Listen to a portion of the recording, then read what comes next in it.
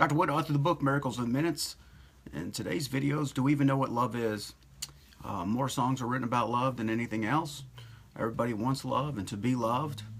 And the question is, where do we experience love, and have you ever really felt it? So I'm going to tell you a little bit about me. So first of all, yesterday was my birthday. I turned 49, and I woke up early in the morning, and I received a phone call at 6:30 a.m. The phone call was from my middle daughter, who sang to me, "Happy birthday to you." She sent me a card. I felt that love in my heart, and I'll talk about how I felt it in my heart versus how I used to feel it in my head. So I can go back to a context of when I was in my 30s, pretty gifted guy, had a lot of great things, had a big house, had, beautiful family, had everything, cars and all that stuff. And, when you have a lot of expectations, parents have expectations of you, the world has expectations of you, and you expect your kids to just tell you happy birthday, and you expect people to do things for you, and all this world of expectation. So when they give it to you in the world of expectation, when they tell you happy birthday, where you receive it at is in your head. And the problem is the head cannot understand love. It just doesn't. I can remember I had it all, and I remember even when I had it all, I was kind of, I got all these things and still not real happy. I got a nice pool, I got everything, I got cars, I'm working, and I had a nice family, and I was seeing it in my mind as, this is what's supposed to happen. It's supposed to happen. If you use the language of supposed to, that's expectation. It's supposed to be this way. Well, so when I lost everything and I had nothing, and I was by myself, and I had no one to come find out how I am, who I am, and what's going on, I found out, I had it pretty good, but I didn't know how to appreciate it. The old saying goes, you don't appreciate something sometimes until you lose it.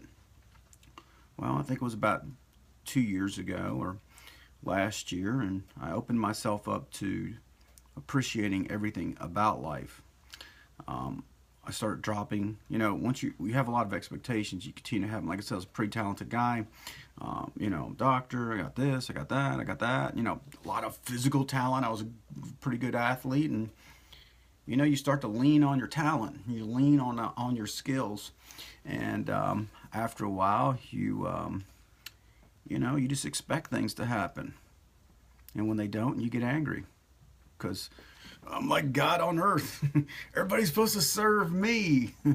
So this is what ego does and pride does. So last year, for my birthday, all three of my daughters gave me presents for the first time in a long time. And, my youngest daughter wrote me a letter. And when I felt the love in your heart, it makes you want to cry that someone cares about you that much, because the head doesn't really know what to do with this. Oh, thank you for the card. Oh, I appreciate it. See, this is what you're supposed to say in response to someone giving you a card. So someone gives you a card, someone says happy birthday, someone gives you a present, you're supposed to say this, and it's all coming from your head.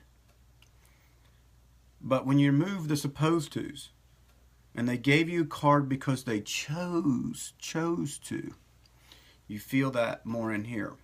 You remove the expectation, and what you start practicing is being appreciative for being alive today. See, until we start practicing being appreciative, you can't really, truly ever experience what love is. Because we expect our mates to love us. They don't have to. We expect them to do things for us. They're supposed to. Well, I learned a lot from my first marriage of what love is, what love isn't, and whether or not I was even being loving. That's, I have culpability in it as well. But when I went through everything else, now, when my daughter sang to me happy birthday yesterday, I took it not into here, but into here. And part of it was, I also have been, so you get back, not always, but a lot of times what you put in. I put a lot into my kids. I tell them I love them unconditionally, always. No matter how good their behavior is or is not, I can be upset with them, and I'll always love them. I let them know I love them. I just disagree with them right now in the moment, but I love them unconditionally.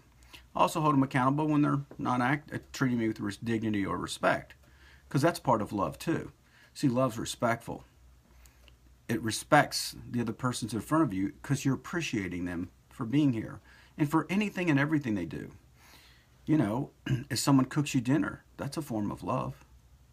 If someone does your laundry, that's a form of love. When someone goes to pick up your dry cleaning, that's a form of love. When you run to the grocery store for your mate, that's a form of love. When we start seeing it that way, you'll be surprised how much love's in your life. Most people missed it because they were supposed to do it. It was expected. And when they don't meet our expectations, we make them wrong. Then we punish them. That's not really a good context of seeing, but once you start to, if I took away everything in your life right now, everything, and you have nothing, no one sends you a card, you don't get to participate in Christmas, you don't get to participate in anything, you have no car, you have nothing, and none of your children talk to you, or that you have to pick them up from school. And I'm going to take school away.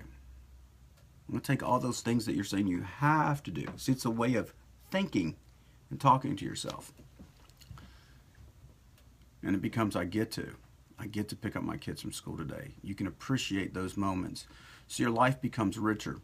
And you stop living from your head and start living in your heart. I can tell you what, every moment could be a moment of love and appreciation and respect and joy. That's how you start living in heaven. You start removing all the supposed tos and change them to I get to. And remove the expectations of what someone should do for you and appreciate what they do for you. And even if they don't do much in the beginning, if you continue to tell them thank you, and not just from your lips, but from here, your heart, and explain it more in context of why you're thankful. I want to thankful for doing my laundry for me. It means so much to me. I can tell how much you care about me. I just want to let you know that I appreciate that. See, when it comes out like that versus just thank you, there's a lot more weight to it. It's kind of like a dinner plate. Just throw a steak on there or put some garnish on it. See, it becomes a little bit more beautiful when you put the garnish on it. It adds some adjectives, it adds some texture, it adds some depth, it adds perception, it adds more feeling, it adds more emotion, it adds more thought. See, what's being loving is thoughtful, when someone's thoughtful. So when you handwrite someone a card, it takes thought, doesn't it? I'm not saying you can't just pick up a card at the store, but that's kind of lazy, isn't it? If you take the time to pick out the card, that puts some thought into it. Some people just pick out any card. It's kind of going through the motions. But when you put thought into it and you express yourself on paper, people don't forget that. So if you want more love in the world, you have to create it by putting thought into it and an expression of yourself that comes from your heart. But the question is, what's in your heart to begin with?